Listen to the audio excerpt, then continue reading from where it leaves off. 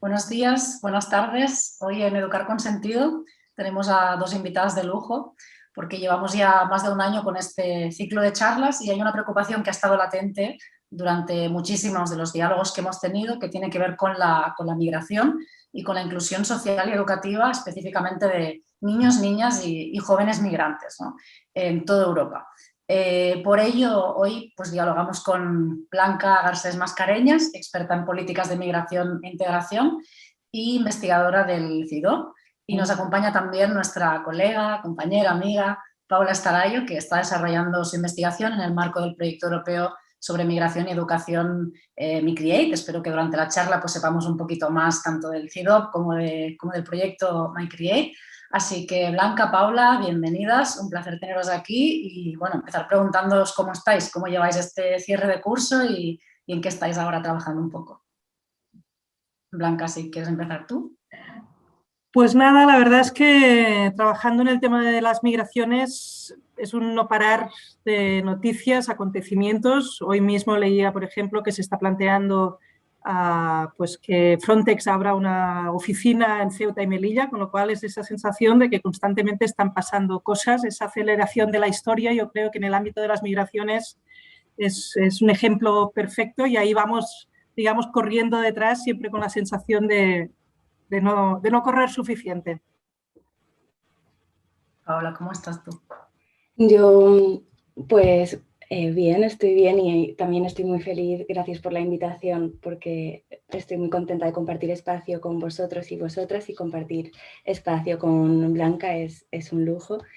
Y luego pues estoy también con ganas ya de que lleguen las vacaciones porque sí que está siendo un final de curso bastante intenso y con mucho trabajo, pero bien, sí.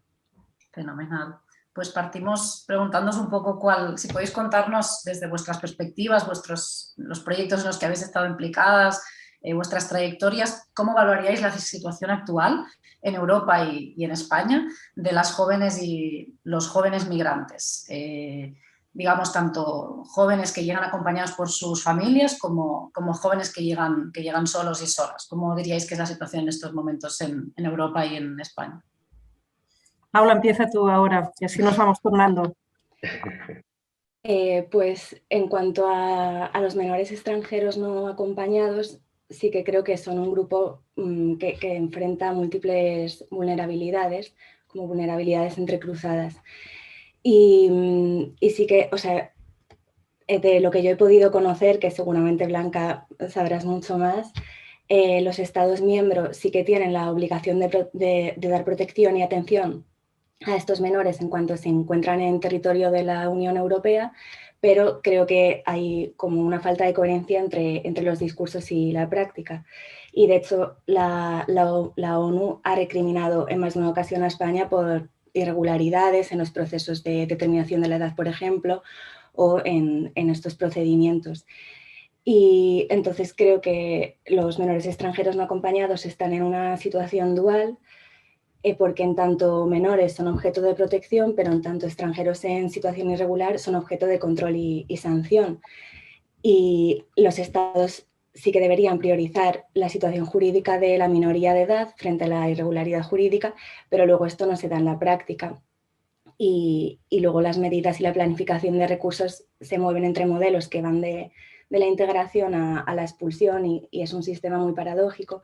Y, por ejemplo, en el caso de España, el campo de los menores extranjeros no acompañados es un campo que está definido por relaciones de poder entre Marruecos y España. Y luego otra cosa que me parece importante también es que hay una multiplicidad de perfiles y, sin embargo, también creo que en gran parte por los medios de comunicación se crea como toda una imagen homogénea y se les criminaliza, se les estigmatiza y se les deshumaniza al final. Y luego es muy grave porque tiene consecuencias reales como ataques que ha habido recientemente. Y también otro punto importante me parece como el mantener un enfoque de género también en esta cuestión, porque justo por esta imagen homogénea casi nunca pensamos en niñas o jóvenes no acompañadas que también aunque minoritarias, o sea, sean menores en número, pero también son importantes y son realidades a tener en cuenta porque varían las causas por las que migran, las rutas que hacen y luego se enfrentan durante los trayectos a situaciones de explotación, de prostitución. No sé si quieres continuar, Blanca. Sí, pues siguiendo con este tema, sobre los jóvenes migrados en España y en Europa, migrados en el sentido que han llegado a Europa o a España durante los primeros años de su vida, yo diría que la situación puede cambiar mucho, es decir, hay situaciones muy dispares porque hay grados de protección y de acceso a los derechos muy dispares. No es lo mismo no tener derechos que tener una residencia temporal, que tener una residencia permanente o incluso la nacionalidad. Con lo cual, digamos que todo depende de ese derecho a tener derechos que da justamente ese reconocimiento. Pero más allá de los derechos, incluso aquellos que tienen todos los derechos, es decir, el derecho a tener todos los derechos, por ejemplo, teniendo acceso a la nacionalidad o a la residencia permanente, luego lo que vemos es que no siempre tienen las mismas oportunidades. Con lo cual, se pueden tener los mismos derechos, pero al final no las mismas oportunidades. Y eso se ve especialmente claro en el ámbito educativo. En el caso español es flagrante el grado de abandonamiento escolar y en fin, de integración en el sistema escolar es preocupante entre aquellos que son hijos de personas migradas o que han llegado en sus primeros años de vida. Y eso es terrible, porque eso quiere decir que estamos en una sociedad tremendamente desigual, que no da las mismas oportunidades a aquellos que van a ser el mundo o la sociedad de mañana. Y eso no nos lo podemos permitir. Y especialmente en el caso español, eso debería ser una de las prioridades de todos los políticos y administraciones, no solo para garantizar sus derechos y sus oportunidades, sino para garantizar una sociedad justa e igualitaria el día de mañana. Y luego ya el caso extremo sería el de los menores extranjeros no acompañados, en tanto que menores pues son sujetos de protección por parte de las administraciones que están obligadas a darles protección, a garantizar esta protección, que garantiza además las leyes de protección al menor de cada uno de los países europeos. Pero lo que vemos en la práctica es que no siempre se garantizan estos derechos, no siempre se garantizan las condiciones de recepción y acogida, empezando por ejemplo, los campos de refugiados en las islas griegas o la situación de los menores no acompañados en las Canarias o en Ceuta y Melilla.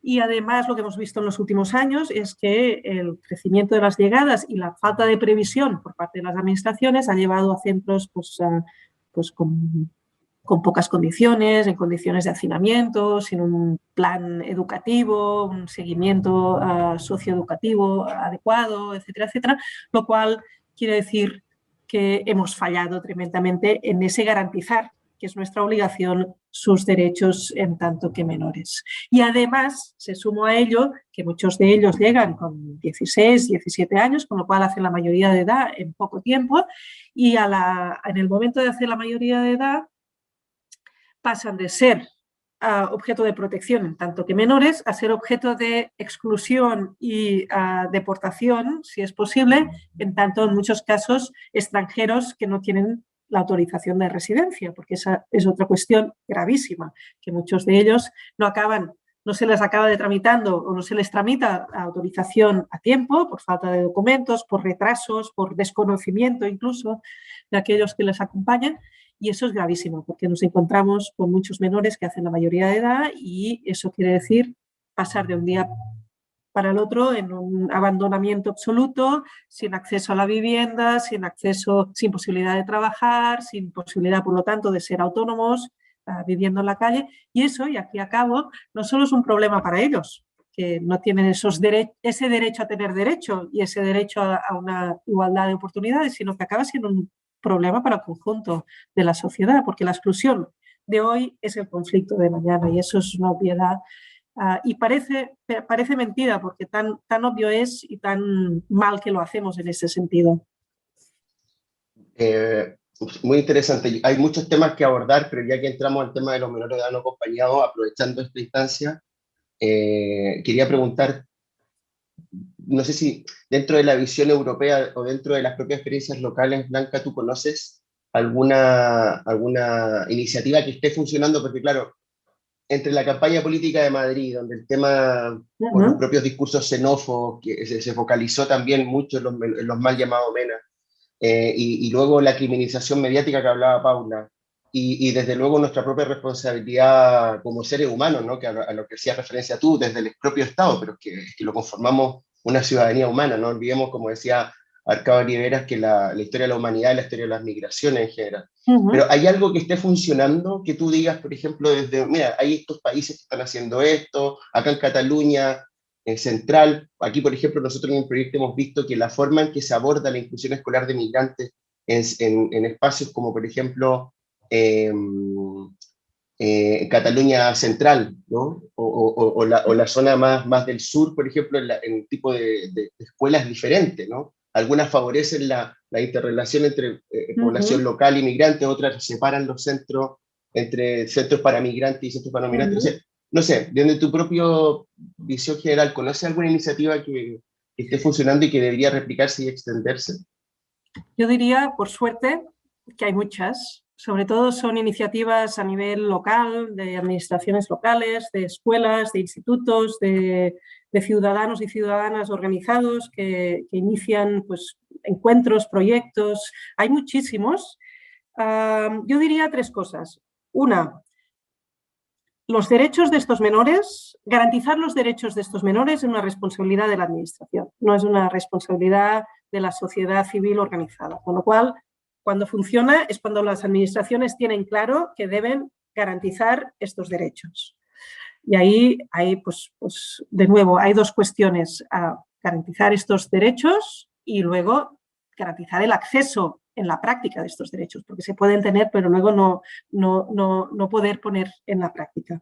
Y luego, a nivel de iniciativas más de la sociedad civil, más a nivel local, etcétera, etcétera, pues yo creo que las iniciativas más interesantes son justamente aquellas que crean espacios de encuentro entre aquellos que normalmente no se encontrarían, entre aquellos que viven unos al lado de otros, pero se cruzarían por la calle sin mirarse. ¿Por qué son tan importantes?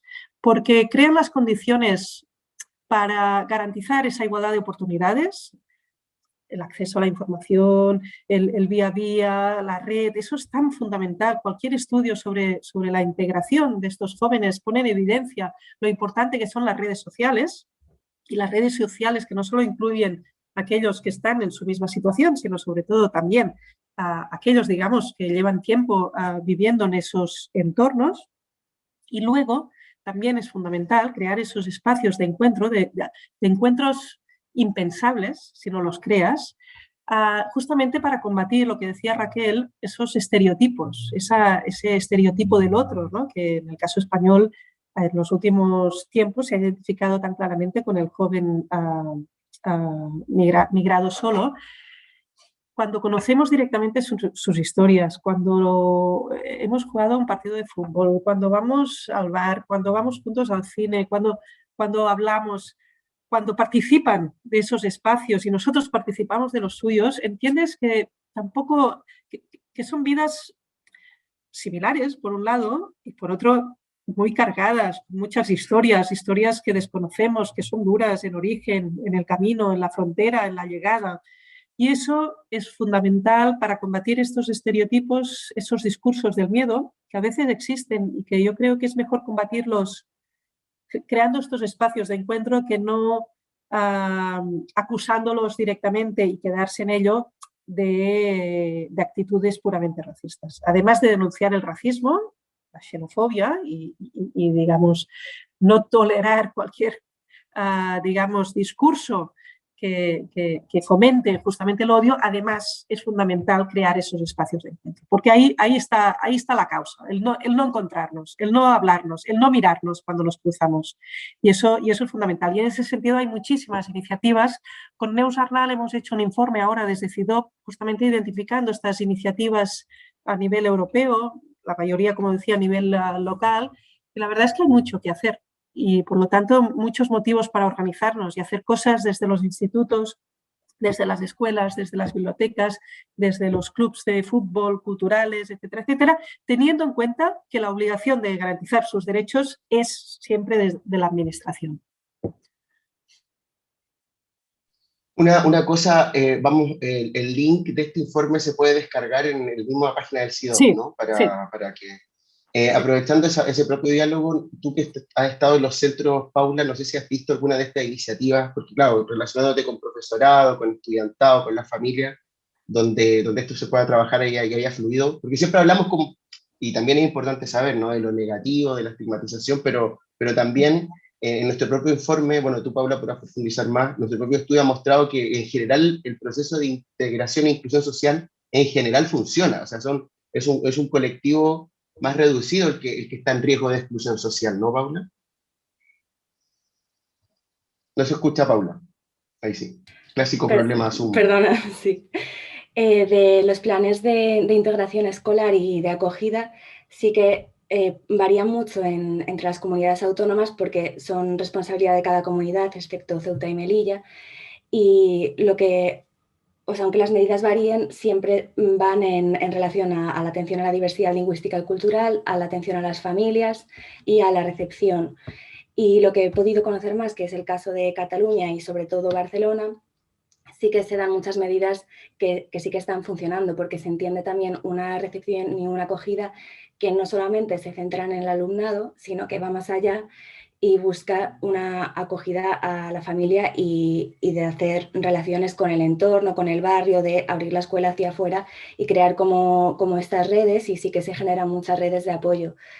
Y entonces en los centros sí que hemos visto mucho este funcionamiento de entender la acogida, que no solo pasa por el alumnado, sino que es familiar y ayudando con el proceso de llegada, el proceso de matriculación, mostrando esta predisposición, esta disponibilidad a la familia que ya está pasando de por sí por una situación que es bastante difícil.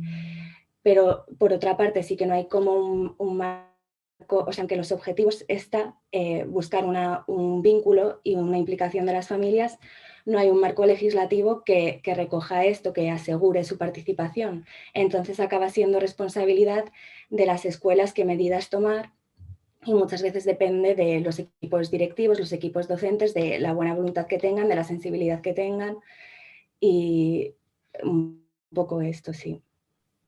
Luego también, por ejemplo, otro de los ejes que es importante para la inclusión es el apoyo lingüístico, que también a veces incluso se hace a las familias para facilitar la comunicación, que conozcan el proyecto educativo de centro.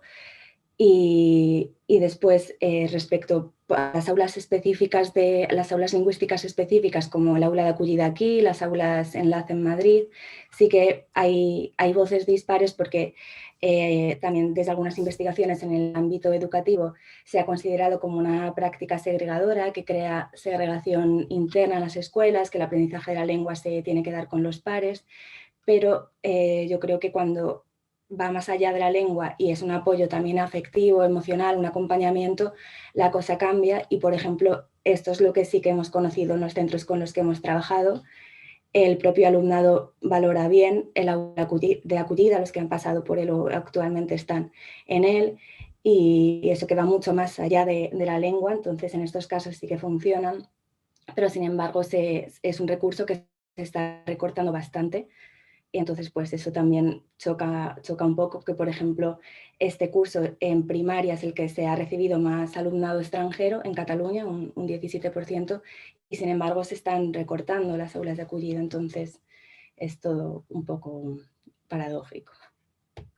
Pues justo nos gustaría hacer con esta pregunta un vínculo entre las prácticas, ¿no? de aulas, de escuelas y la política de administraciones, ¿no? La política pública con la que empezabas hablando tú, Blanca, ¿no? De decir, tiene que quedar muy claro que no es la sociedad civil, no la única, sino la principal encargada de dar respuesta a estas problemáticas, pero con vinculación desde la escuela, ¿no? Y parto de una reflexión que es la que está ahora haciendo Paula, ¿no? Que publicamos recientemente un artículo en el que precisamente hablamos de que las escuelas están haciendo muchísimo, se están dejando la piel para favorecer que las jóvenes, las niñas se sientan bien y tengan oportunidades para aprender en las escuelas, pero ¿qué pasa cuando salen, ¿no?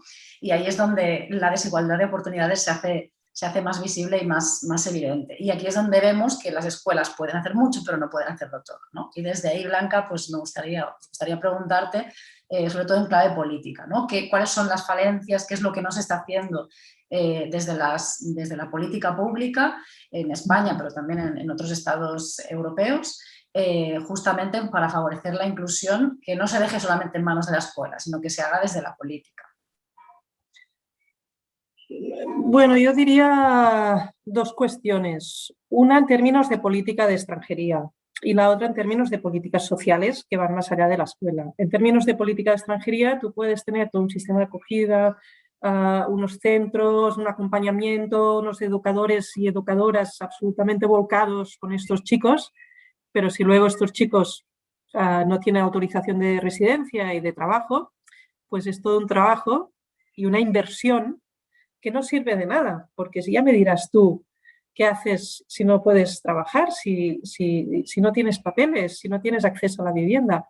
Con lo cual esto es tremendamente gravísimo. Y la solución es muy fácil. Aquí no vale esa excusa de decir es que no tenemos suficientes recursos o los recursos no llegan o es que no preveíamos tantas llegadas y nos hemos quedado, digamos, sin disponibilidad de plazas. ¿No? Es una cuestión de cambiar, digamos, en este caso, el reglamento y facilitar el acceso a la autorización de residencia y de trabajo, y no solo facilitarlo en términos legislativos, también en la práctica.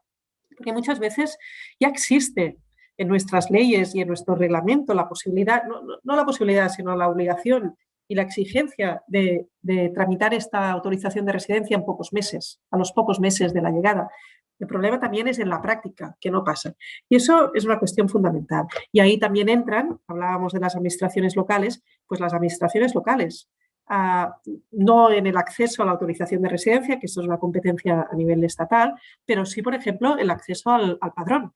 Sabemos que hay administraciones locales que limitan ese acceso al padrón, por ejemplo, si no tenías una residencia fija, un domicilio fijo, quiero decir. Con lo cual esto pues, dificulta ya no solo el acceso a la autorización de residencia, sino a cuestiones tan fundamentales como el acceso al sistema sanitario.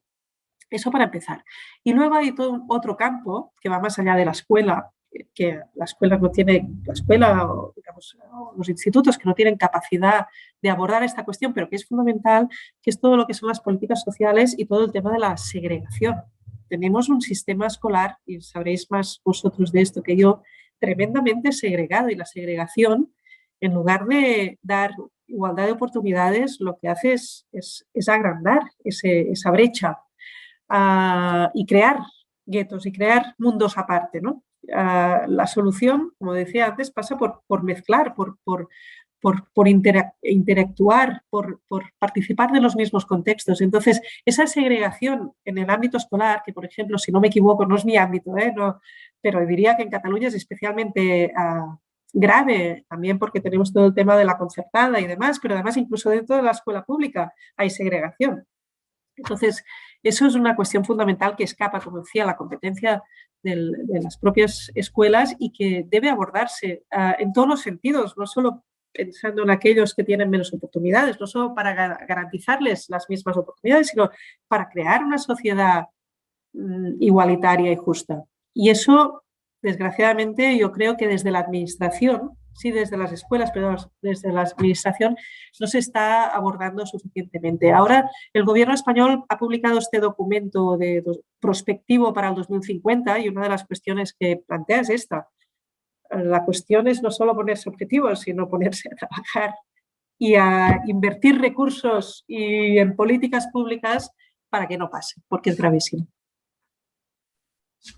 Paula, tú desde tu experiencia investigando en los centros, ¿cómo has visto esta bajada, ¿no? De lo que dice Blanca a nivel pues, de falencia clarísima de las administraciones públicas, o ya no solo falencia, sino el tema de la segregación casi que, bueno, parece que con un cierto interés a veces, ¿no? Igual me lo podéis rebatir y no estáis de acuerdo, pero como que se hace tan poco que uno parece, si no es un interés ya, que se produzca esta segregación para que precisamente no pase lo que dijo Blanca antes del encuentro, ¿no? Para que todas y todos nos encontremos. ¿Tú cómo has visto el impacto de estas falencias, esta desigualdad, esta segregación en las escuelas?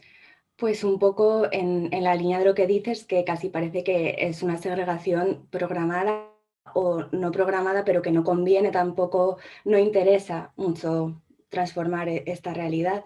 Y en los objetivos de la integración para o hijos de migrantes o alumnado migrante, tanto en España y en Cataluña, siguiendo las directrices internacionales de Europa, el objetivo es que la integración se base en una igualdad de oportunidades y garantizar el acceso igualitario a una educación de calidad. Y sí que no pasa por esto que estamos hablando, de que se condiciona el derecho a la educación desde políticas y prácticas que son segregadoras, que en los barrios catalanes se da mucho, se están viviendo estos procesos de segregación que, por una parte, sí que son un reflejo de la segregación urbana, o sea, hay una distribución, desigualdad de los grupos sociales en la estructura urbana de los municipios, que se ve reflejada en la composición social de los centros educativos, pero la segregación escolar es mayor a la territorial, bastante mayor, o sea que también se da una concentración escolar de población de riesgo de exclusión o población vulnerable, debido, por ejemplo, a las estrategias de huida de ciertas familias que buscan alternativas para matricular a sus hijos e hijas respecto a estas escuelas más estigmatizadas o a veces más guetizadas. Y sí que está, o sea, la presencia también de alumnado extranjero en determinadas escuelas hace estas estrategias de buscar alternativas a ciertas familias. Y luego sí que es cierto que, por ejemplo, el sector privado escolariza 3 veces más alumnado migrante, alumnado extranjero que el sector público, o sea, perdona, viceversa, al revés, el sector público 3 veces más que el privado, pero las mayores desigualdades luego están entre las públicas, que hay una escuela pública que tiene un porcentaje de 80% de migración frente a otra que tiene un 1%, y en parte es por la matrícula viva, la concentración de vacantes en ciertas escuelas, y si se va concentrando más alumnado migrante, va aumentando el rechazo de estas familias, entonces es como un círculo vicioso al final. Y luego hay algunas medidas que son como cargas compensatorias, porque es como intentar hacer más llevaderos los efectos de esta realidad en las escuelas, pero no se va a la raíz. Entonces la segregación acaba siendo un mecanismo para perpetuar las desigualdades sociales, para reproducirlas, y eso se tiene que abordar como este problema de raíz, porque si no se están reproduciendo estas injusticias sociales y educativas. Bueno, yo antes de profundizar en el tema educación y sobre todo el tema jóvenes, ¿va? Quería sí, hacer una puntualización, una pregunta puntual a un trabajo muy interesante que hemos tenido la oportunidad de leer de Blanca recientemente. Porque claro, por un lado está el tema de la juventud, está el tema de la inclusión escolar, el rol de la escuela, pero hay otras dimensiones que también afectan, que también son transversales, todo el fenómeno migratorio, por ejemplo, y recientemente lo hemos experimentado, y quienes somos migrantes, por ejemplo, acá, y siempre lo hemos relacionado en distintas épocas con fenómenos como el exilio, ¿no? En general con la situación de refugiado, el asilo político, etc. Entonces yo, Blanca, a partir de lo que has investigado recientemente, te quería preguntar al respecto sobre la situación de asilo y acogida de refugiados, particularmente en Europa. ¿Cómo valorarías que está la regulación europea y española al respecto, ¿no? ¿Y qué negligencias particularmente ha detectado, que es parte un poco del paper que recientemente leímos, y qué tareas pendientes existen en este ámbito, ¿no? Sobre todo, y clave, como siempre, buscar éxitos, pero también posibilidades que valga la pena reconocer en el ámbito concreto del asilo y la acogida de refugiados. Bueno, esto es otro gran tema. En el tema de lo que es el sistema de acogida de solicitantes de asilo, o digamos el régimen de asilo, los investigadores que llevan años trabajando sobre este tema sostienen y de hecho muestran cómo está habiendo un cambio en los regímenes de asilo. Y hablan de 2 regímenes de asilo: el que surgió después de la Segunda Guerra Mundial con la Convención de Ginebra en el 51, y luego el que se va dibujando a partir de los 90 y sobre todo de los 2000, que es un régimen de asilo mucho más restrictivo. ¿Cuál es la diferencia entre uno y otro? Pues que el régimen, digamos, de asilo, estoy hablando de Europa, en la segunda mitad del siglo XX, era un régimen mucho más garantista, que consideraba al solicitante de asilo como refugiado hasta que no se demostrara lo contrario, que además era más accesible en el sentido de que era más fácil cruzar la frontera, que es la condición necesaria para poder solicitar asilo en cualquier país, pero especialmente en este caso en Europa, y que además garantizaba una protección mucho más permanente y sólida, es decir, la mayoría eran finalmente reconocidos como refugiados y de forma permanente, con toda una serie de derechos. ¿Qué vemos a partir de los 90 y sobre todo a partir de los 2000?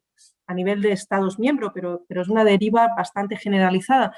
Pues vemos una precarización de este sistema. En primer lugar, es más difícil cruzar la frontera, con lo cual aquí es donde se cruzan las políticas migratorias con las políticas de asilo, en tanto que es necesario cruzar la frontera y llegar, si no puedes cruzar la frontera, porque hay cada vez más control fronterizo y la externalización de ese control a terceros países, pues no tienes acceso a justamente esta protección internacional. Esto para empezar. Luego, los solicitantes de asilo son vistos cada vez más bajo sospecha. Hasta que no se demuestre lo contrario, son considerados como solicitantes sospechosos de no serlo. Con lo cual ahí hay toda una restricción de los derechos de los propios solicitantes.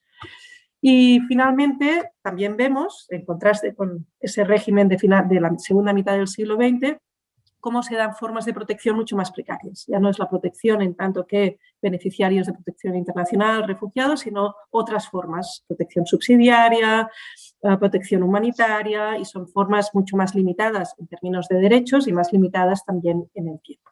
Y además, en el caso europeo, y eso también lo explico en algunos artículos, no cumplimos nuestras propias directivas. Para empezar, la directiva de acogida, que obliga a los Estados miembros a garantizar las condiciones de acogida materiales desde el primer momento. Entonces, eso claramente no se garantiza, teniendo en cuenta que tenemos campos de refugiados como los de las islas griegas, o ahora podríamos hablar también de las Islas Canarias.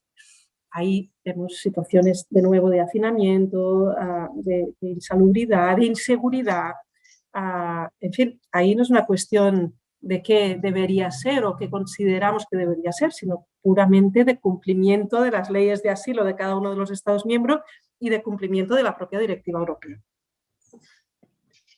Una cosa antes de pasar a Paula, cuando tú hablas hiciste un comentario súper interesante que a mí a la hora de leer tu paper también me quedó, porque me quedó la duda, ¿no? Que en otros países, en otras problemáticas sociales, por ejemplo en Chile, la gran crítica que hay hoy en día es el tema del tratamiento de la migración, que ha explotado hace nada, 5 años, ¿no? Con la población de venezolanos y haitianos.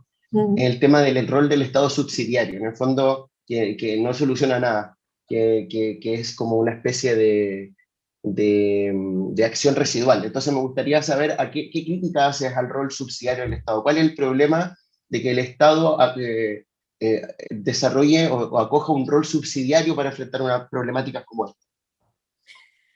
Bueno, esto es otra gran pregunta que podríamos estar horas discutiendo. En un artículo reciente que he publicado con varios compañeros de FIDOP, en una revista académica, es más académico, revisamos la literatura sobre este tema y decimos que hay dos grandes modelos. El modelo, digamos, de los países occidentales, con todo un sistema de acogida, que al mismo tiempo es un sistema que a menudo funciona de forma disciplinaria, es decir, por un lado protege, pero por otro también es rígido y por lo tanto te encorseta en toda una serie de normas y de caminos de inclusión e integración que no siempre, digamos, funcionan.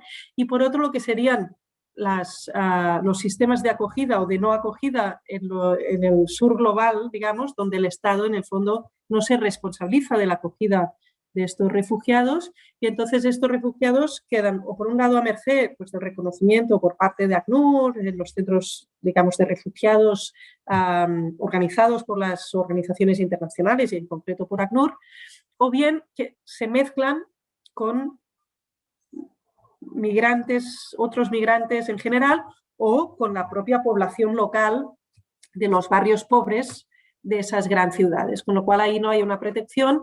En ese sentido, en lugar de un sistema disciplinario, hablamos de neglect, de olvido, ¿no? de abandono por parte del Estado, pero este abandono, por otra parte, no tiene el lado disciplinario que tiene el sistema de acogida, por ejemplo, en Europa. Y entonces lo que nosotros sostenemos es que en España estamos a medio camino. Por un lado hay un sistema disciplinario especialmente para los primeros 6 meses de acogida y luego, pues a partir de los 6 meses, se considera que ya son autónomos y se promueve esta autonomía, pero cuando esta autonomía a los 6 meses no es posible, ya sea porque es muy temprana, ya sea porque además tenemos un mercado de la vivienda y del trabajo especialmente colapsado y limitado, entonces es cuando esta autonomía, que en sí estaría bien y está bien promover desde el primer momento, mucho mejor esto que tenerlos aislados, como pasa en el norte de Europa, hasta que no se les resuelve la solicitud de asilo, esta autonomía en estas condiciones, en ese contexto, se convierte en pura precariedad,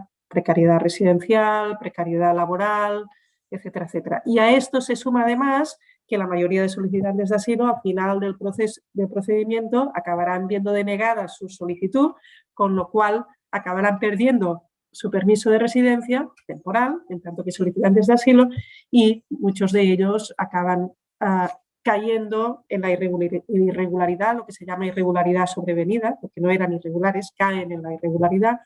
Y ese es el caso, por ejemplo, de muchos centroamericanos, colombianos en España. De hecho, pensemos que aunque tenemos la obsesión de la frontera sur y pensamos que toda la inmigración viene por la frontera sur, la mayoría de la inmigración llega a través de los aeropuertos y un 80 y pico % de los solicitantes son latinoamericanos. De estos tenemos los venezolanos, que no acaban siendo reconocidos como beneficiarios de protección internacional, pero sí acaban obteniendo la protección humanitaria, y el resto de latinoamericanos, centroamericanos especialmente y colombianos, que en la mayoría de los casos acaban viendo denegada su solicitud y, por lo tanto, después de unos meses o unos años de esfuerzo de integración también por parte de la administración con este sistema de acogida, se ven de un día para otro sin ver reconocida su solicitud y, por lo tanto, sin ese derecho que decía antes a tener derechos, lo cual les lleva a un paso atrás, paso tremendo hacia atrás, y por lo tanto una situación derivada de ello de profunda precariedad a la espera de la regularización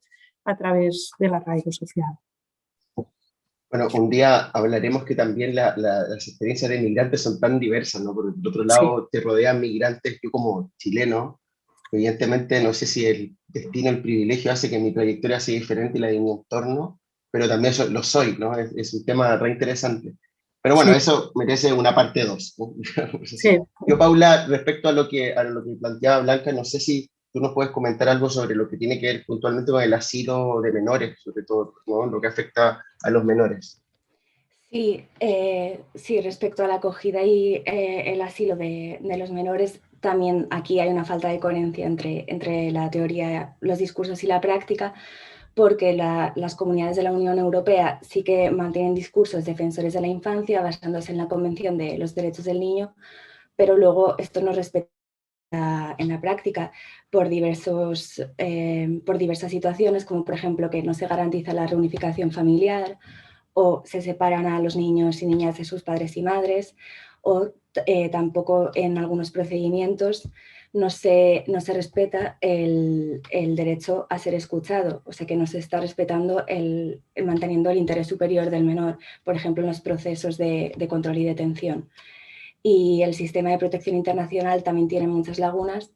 Por ejemplo, se espera que los menores extranjeros se autoidentifiquen como solicitantes de asilo para empezar a activar una serie de mecanismos cuando obviamente desconocen el sistema y las leyes de protección internacional. Bien, yo quería moverme hacia otro tema que ha estado latente en toda la conversación, que es el racismo, ¿no? Que es un poco como ir al corazón, lo que decíais antes, ¿no? Ir al corazón de este tema y preguntaros dos preguntas, una doble pregunta. Por un lado, ¿cómo valoraríais el nivel de racismo a nivel histórico, ¿no? y actualmente, tanto a nivel global como en vuestro contexto, que es donde estáis viviendo, ¿no? Habitando y investigando también? Y cómo esto afecta, digamos, pues a las políticas, ¿no? Que habéis comentado, a las prácticas, a las relaciones, a la sociedad en general. Y por otro lado, para contrarrestarlo un poco y no quedarnos ahí y coger un poco la visión con la que Blanca ha empezado a hablar hoy, también el nivel de antirracismo, ¿no? O sea, de movimientos que se están contraponiendo a todo este racismo que nos parece que es creciente, pero me gustaría escucharos, porque no sé si es creciente o es que siempre hemos sido muy racistas los seres humanos. Así que eso, especialmente también en las redes sociales, ¿no? Que es otro tema, otro hilo que ha ido quedando por aquí suelto, digamos, movimientos antirracistas que creo que tienen una presencia muy fuerte en las redes. Paula, si quieres empezar tú, Blanca, quien quiera. Sí, Paula, empieza tú ahora, así nos vamos turnando, que si no siento que voy. Vale, genial, gracias. Pues yo considero que sí que somos racistas en España y en Europa, que por un lado está todo el racismo institucional que se ve de diversas maneras. Por ejemplo, una de las cosas que me viene es que en España, aunque nazcas aquí, te consideran extranjero hasta que uno de tus ascendientes no obtiene la nacionalidad, con todo lo que supone el estatus de extranjero, como por ejemplo no poder votar, o un requisito nuevo que ha sacado recientemente el Tribunal Supremo para los jóvenes migrantes, que antes, para renovar su permiso de residencia, podían hacerlo presentando un informe de integración social, acreditando cursos formativos o programas de inserción, y sin embargo ahora se están produciendo muchas denegaciones en estos trámites de renovación por estas sentencias nuevas del Tribunal Supremo. Y ahora, para renovar el permiso de residencia, los jóvenes migrantes necesitan demostrar ingresos mensuales propios, 37 euros, esto el primer año, o sea, con 18 años, pero la segunda vez, con 19 años, necesitan demostrar ingresos de 2.151 euros mensuales. Entonces, todo esto a mí, o sea, considero que es un racismo institucional y estructural.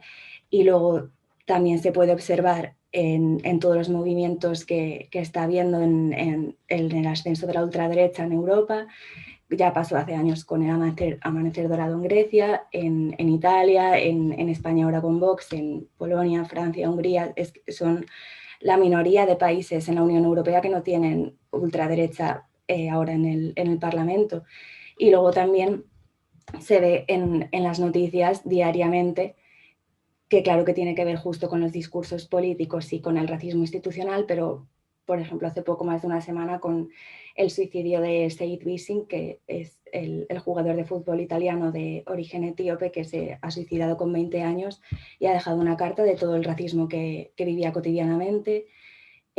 También este mismo mes en Lleida 5 jóvenes dieron una paliza a un hombre senegalés, y creo que fue este domingo en Murcia que también leí que un hombre mató de 3 tiros en una cafetería a otra persona que estaba ahí, diciendo que es que no quiero moros en el bar. Entonces, o todas las quemas, las provocaciones de incendios en los campos de refugiados, los ataques a menores extranjeros no acompañados, y en esto son cómplices justamente el racismo institucional, porque se tiene que abordar desde las políticas también para que esto no pase, y los discursos de la política que están fomentando todo esto, y son cómplices. Sí, muy de acuerdo. Para complementar, porque ya Paula ha dicho muchas cosas, yo diría que todas las sociedades son racistas. Tú, Raquel, antes hablabas, ¿no?, del ser humano. Es que el ser humano es racista no solo en Europa, también, por ejemplo, podríamos hablar del norte de África o de Sudáfrica o de América Latina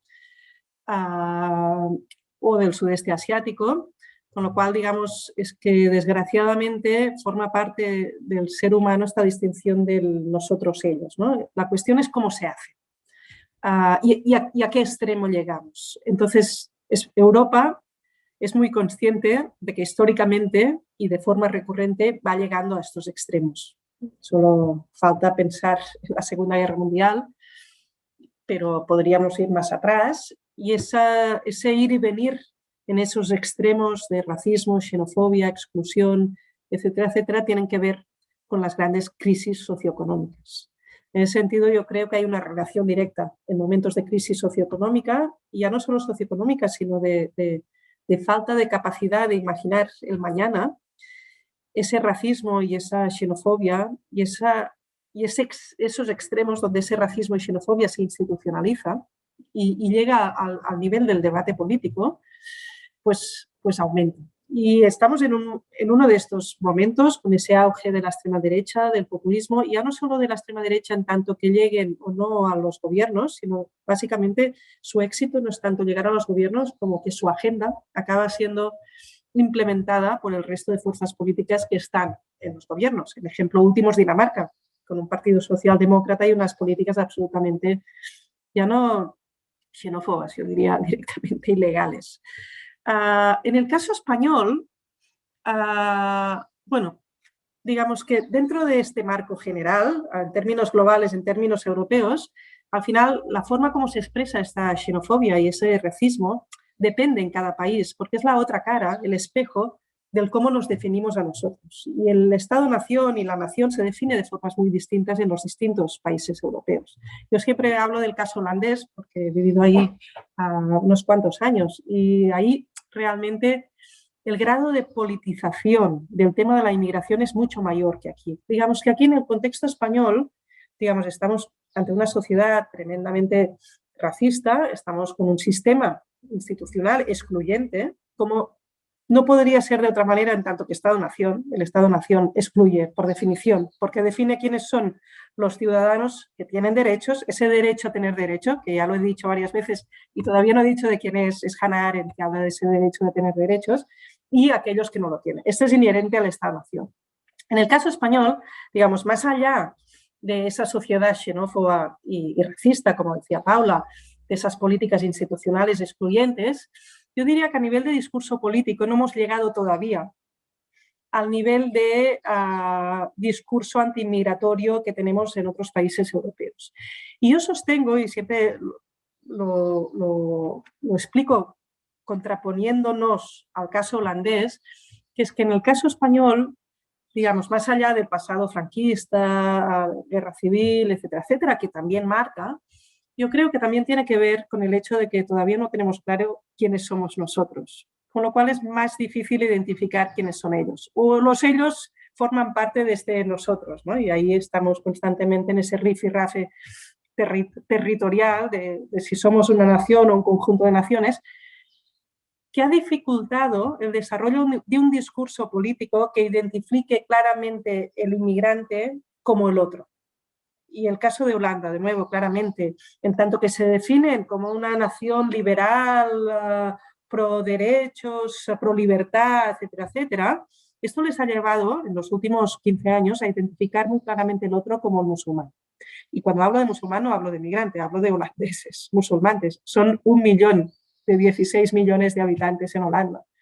Entonces, esa distinción tan clara, compartida por el conjunto de las fuerzas políticas y asumida por el conjunto o gran parte de la población, no se ha dado aquí de la misma manera. No digo que no haya discursos xenófobos y racistas, y más ahora con Vox y antes con otros partidos mainstream, que se dice menos, pero también utilizaron la bandera anti-inmigración, pero no con la centralidad que tienen otros países, básicamente porque todavía no tenemos claro quiénes somos nosotros, con lo cual es más difícil identificar quiénes son ellos. Dicho esto, yo me gustaría matizar que yo creo que esto a veces pasa y a mí me preocupa un poco, que no todo es racismo. No todo es solo racismo. El tema de los menores extranjeros no acompañados o de los jóvenes extutelados no es solo una cuestión de racismo, también. Pero además estamos delante de una cuestión de exclusión social extrema.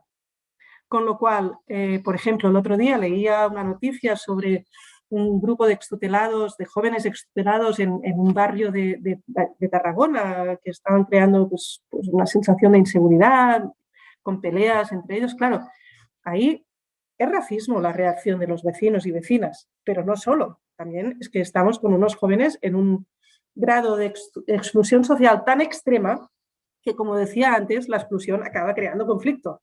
Con lo cual eso es importante. Lo de las Canarias o lo de Lesbos, ¿no? ¿Qué pasa en Lesbos? Una isla que recibió los refugiados con las manos abiertas, los brazos abiertos en 2015 y que ahora el conjunto o una parte importante de su población pide que se vayan o que no lleguen. ¿Qué ha pasado? No es solo una cuestión de racismo, es una cuestión de unas políticas migratorias de contención que crean esas islas prisión, esas islas jaula, y que estas políticas acaban teniendo un efecto muy fuerte también sobre la población de estos contextos. Y finalmente, el tema del antirracismo. Yo creo que los movimientos antirracistas son importantísimos y se ha visto muy claramente en Grecia, que realmente han conseguido dar un giro a la sensación de impunidad de la extrema derecha. Pero más allá de combatir el racismo, es igual o más importante prevenirlo.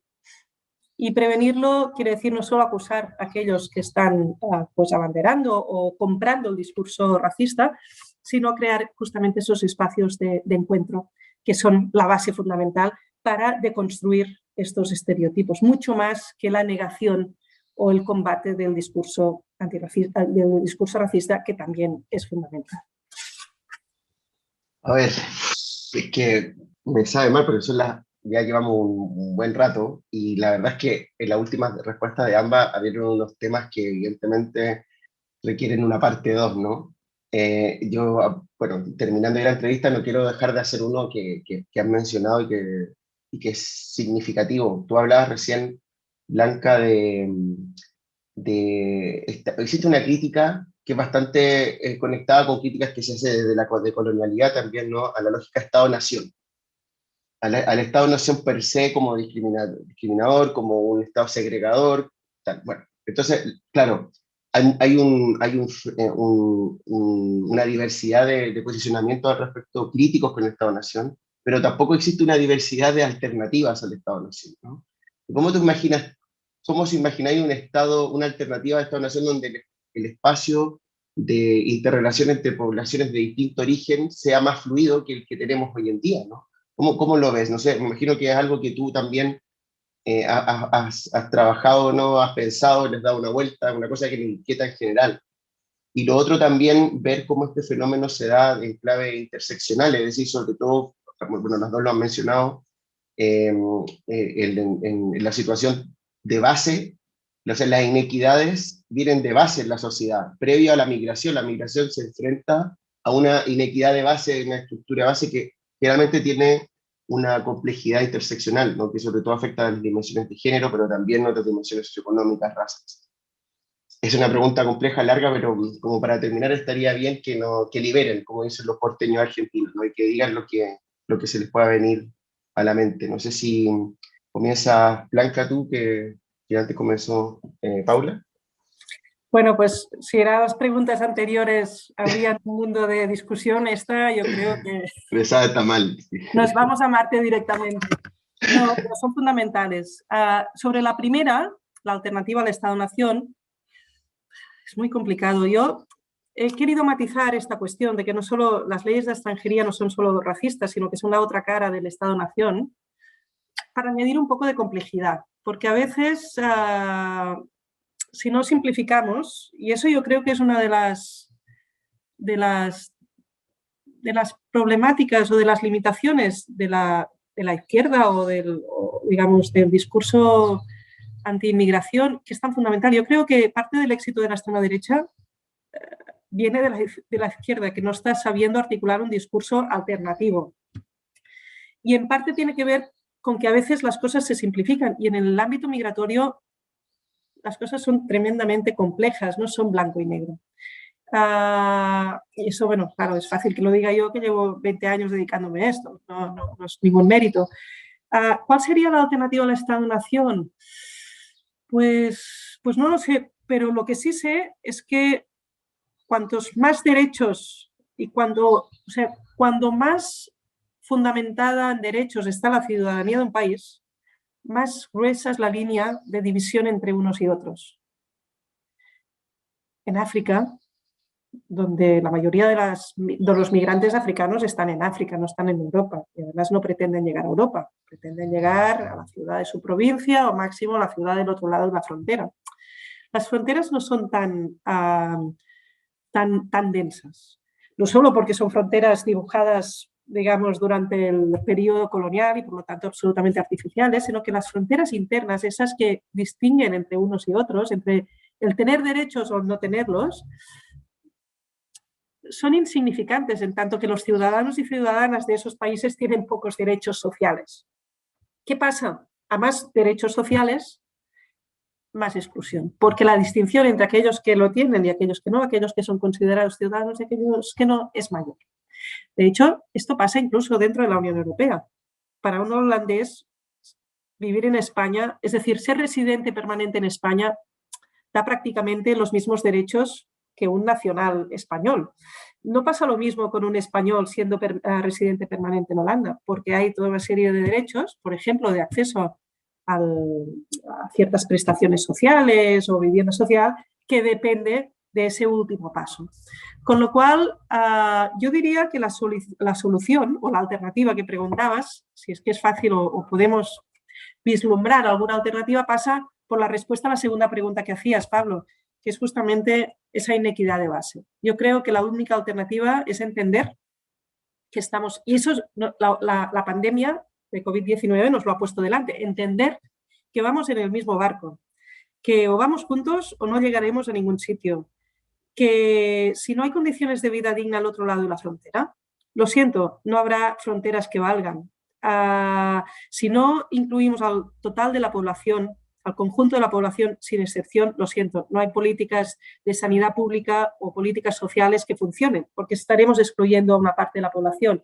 Con lo cual, y eso es lo que decía al principio, al final tenemos que entender que sus derechos no solo son fundamentales para garantizarles a ellos esos derechos, que son, digamos, están reconocidos en nuestras propias leyes, sino que depende de garantizarles a ellos sus derechos, el tipo de sociedad que queremos, ya no solo para mañana, sino para hoy. Con lo cual, el argumento de la extrema derecha se invierte. No es aquello de qué es primero, nuestra seguridad o sus derechos. No, no. Es que de sus derechos depende nuestra seguridad. Es una respuesta un tanto vaga, pero es lo más próximo a una respuesta que se me ocurre. No, espectacular, no, es súper interesante. Paula, no sé cómo lo ves. Pues estoy de acuerdo en lo que planteaba Blanca de poner el foco en la interrelación que tenemos, en esta interdependencia y, por ejemplo, que no se puede simplificar la historia sin tener en cuenta como a la complicidad de los estados europeos en todas las causas que obligan a las personas a desplazarse, ¿no? Participando en conflictos armados, ocupación militar, participando en el expolio de los recursos naturales y humanos, en el avance del cambio climático. Entonces, me parece importante como tener en cuenta esta interdependencia y luego lo paradójico que es que las personas tengan que pedir permiso para migrar o para obtener esa ciudadanía a estos países que son los que están generando o contribuyendo a generar todas estas causas. O, por ejemplo, en Estados Unidos pedir ciudadanía a un país que se basa en la destrucción de población indígena o que tiene un sistema que es antinegro de por sí, ¿no? De base. Y no sé, un poco esto que, o sea, sí que no tengo la alternativa, no lo sé, pero sí que son cosas a pensar porque al final creo que los pilares del Estado-Nación se basan en el concepto de ciudadanía, el concepto de justicia, en el humanismo y son todas construcciones a revisar porque precisamente son excluyentes y los derechos humanos dejan de ser derechos en tanto son privilegios. Entonces, para tenerlos uno, hay muchísima población que no las está teniendo estos derechos, entonces se convierten en privilegios y al final hay una desigualdad, o sea, todos somos vulnerables, pero hay una vulnerabilidad y una precariedad que se distribuye de manera diferencial geopolíticamente por el sistema que tenemos neoliberal, pero ya sus raíces tiene coloniales, ¿no? Bueno, vamos cerrando, pero antes nos gustaría, estamos ahí comentando con Pablo, si nos pudierais dejar un minuto para cerrar cada una. O sea, un mensaje claro que quisierais hacer llegar, por ejemplo, sobre los espacios de encuentro, sobre la interseccionalidad, sobre el género. Una idea en un minuto, lo más breve, que quisierais dejar, imaginaros, para vuestros estudiantes, para la sociedad en general, para vuestras familias. A veces las familias son las con las que más trabajamos, ¿no? Mediante el diálogo sobre estos temas. Así que si podríais dejar un minuto sobre este tema, ¿cuál sería? ¿Qué diríais? Que parta Paula, que empezó antes Blanca y cierra Blanca. Vale, pues quizás pensando en hacer transformaciones que apunten hacia una justicia global en el ámbito de la educación, tanto en las universidades como en las escuelas, creo que sería necesario empezar por la democratización de los sistemas de acceso y gestión, la revisión de los sistemas de estandarización y clasificación, que creo que pasaría por esto, la justicia social, y hacer transformaciones en la estructura de estas instituciones, porque muchas veces también creo que caemos en una diversidad malentendida, como al final con cierto funcionamiento de marketing o porque ya haya un número de personas extranjeras que pertenezcan a minorías, ya es como si fuéramos una institución diversa, pero no se están abordando las desigualdades. Entonces también como poner atención a las prácticas coloniales del presente, las cotidianas, las que están en las estructuras, en la organización administrativa, en los planes de estudio que suelen ocultar privilegios que no son incómodos. Entonces también pondría el foco o haría una llamada en poner atención al uso que hacemos de nuestros privilegios.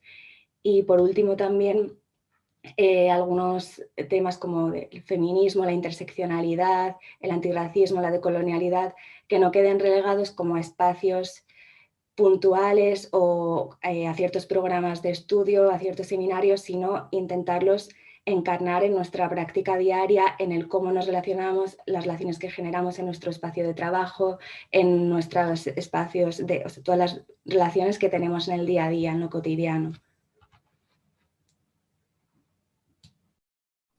Blanca. Bueno, esta intervención ya es del remate final, es difícil, pero yo iría un poco en la misma dirección que Paula. A veces yo me dedico al estudio de las políticas migratorias y de frontera y a veces cuando comparto mi análisis veo que el público queda un tanto abrumado, en el sentido de que la verdad es que a veces hay momentos de desesperanza, ¿no? Porque todo parece ir a peor más que a mejor. Con lo cual la cuestión sería qué hacer o cómo no quedarse justamente en esa sensación de incapacidad o de imposibilidad de cambiar las cosas. Yo creo que hay dos caminos para cambiar esas cosas. Y en ese sentido voy en línea con lo que decía Paula. En primer lugar, entender que nosotros estamos también participando de esos intercambios desiguales, de esta injusticia global en nuestro día a día, a través de cada una de las cosas que consumimos, que en nuestro modo de vida, en el uso del transporte, etcétera, etcétera, con lo cual, digamos, podemos hacer un cambio en este día a día, cambiando nuestra forma de vida que se sustenta justamente y solo se explica por esos intercambios desiguales, que son, como decía Paula, las causas de muchos de estos movimientos migratorios, de estos desplazamientos forzosos o forzados. Y luego, la segunda cuestión a recordar es que solo podremos cambiar esa deriva excluyente en la que vivimos en Europa en estos momentos si realmente somos capaces de construir esos espacios de encuentro impensado con esos otros, con los que nos cruzamos, ya no con alguien que vive al otro lado del mundo o al otro lado del estrecho, no, con los que están aquí, ya no solo de origen migrante, cualquiera que nos cruzamos por la calle, intentemos mirarnos a los ojos, preguntarnos qué vidas hay detrás de ellos, ¿no? Y en ese sentido, yo recuerdo un cuento de Cortázar que leí hace muchos años, cuyo título no recuerdo, que explica justamente la historia de una mujer que cruza un puente y a mitad de puente hay una mujer indigente que vive en la calle y de repente esa mujer que está cruzando el puente con unas condiciones de vida muy bienestantes, etcétera, etcétera, queda aprisionada en el cuerpo de la mujer indigente, pasa a ser la otra. Pues intentemos hacer este ejercicio, ya no solo para compadecernos o tener cierta empatía con los otros, sino para entender que cualquiera podría estar al otro lado, ¿no? Y en ese entender eso, creemos esos espacios de intercambio que justamente, más allá de cómo replantear el Estado-Nación, etcétera, etcétera, rompan esas barreras que nosotros cada día también construimos al cruzarnos con todos ellos y ellas sin ni pensar qué vidas hay detrás. Y aquí lo dejaría. ¡Buah! Espectacular. Bueno, quiero, a nombre de Educar con Sentido, agradecerles a las dos por este espacio. Ha sido muy inspirador, muy transformador, que también es uno de los focos en el que centramos nuestro propio trabajo y esta propia iniciativa. Y también por haber sido tan sinceras y expresar vuestra idea y plantearnos desafíos de cara a nuestra propia posición como ciudadanos y nuestra propia interrelación en nuestro entorno más cercano. Así que nada, muchas gracias a las dos por el tiempo y por plantearnos esta idea en un momento tan difícil, ¿no? Porque salimos de una pandemia, tenemos temas de migración, antes ya venían por el tema de los asilos, los refugiados, hay conflicto en todas partes y evidentemente cuando termino con la misma oración del comienzo, ¿no? Cuando uno tiene la expectativa de que la migración se va a acabar es porque no saben qué mundo viven o que nació en un planeta equivocado realmente, ¿no? Esta es parte de nuestra propia historia y construcción. Así que muchas gracias a las dos y ha sido un placer. Gracias a vosotros y hasta pronto. Gracias.